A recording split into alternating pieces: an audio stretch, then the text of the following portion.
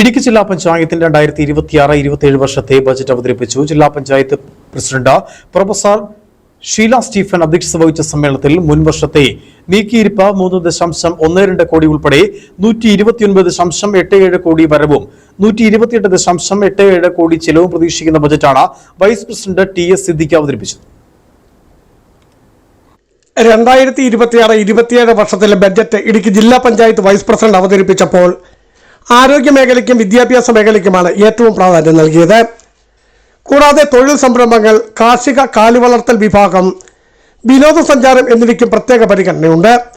Dialysis centre, കുടിവെള്ളം, road പദ്ധതികൾ എന്നിങ്ങനെ സമഗ്ര മേഖലയ്ക്കും ബജറ്റിൽ തുക കൊള്ളിച്ചതായി വൈസ് പ്രസിഡന്റ് TS സിദ്ദിഖ് വ്യക്തമാക്കി.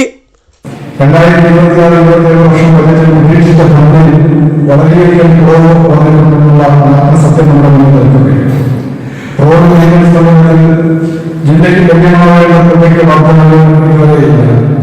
കേന്ദ്ര ധനകാര്യ കമ്മീഷൻ എത്ര രൂപ അനുവദിക്കുന്നില്ല. ഈ ബഡ്ജറ്റ് അവതരിപ്പിക്കുന്ന പോലെ നമുക്ക് അതിന്റെ കണക്കിൽ ലഭ്യമല്ലാത്ത സാഹചര്യം നിൽക്കുകയാണ്.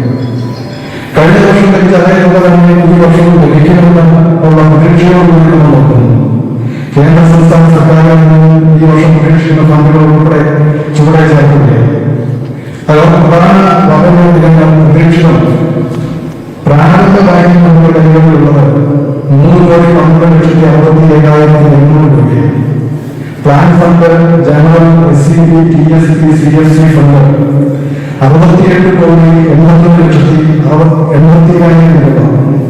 സംസ്ഥാനത്ത് ആദ്യമായി തന്നെ ജില്ലാ പഞ്ചായത്തിന്റെ പരിധിയിലുള്ള സ്കൂളുകളിൽ കുടുംബശ്രീയുടെ നേതൃത്വത്തിൽ ലഘു ഭക്ഷണശാല ഒരുക്കുന്നതിനും പെൺകുട്ടികൾക്ക് അനുയോജ്യമായ ജിംനേഷ്യം യൂണിറ്റ് സ്ഥാപിക്കുന്നതിനുമായി പ്രത്യേക ഫണ്ടും ഇടുക്കി ജില്ലാ പഞ്ചായത്ത് നീക്കിവെച്ചിട്ടുണ്ട്.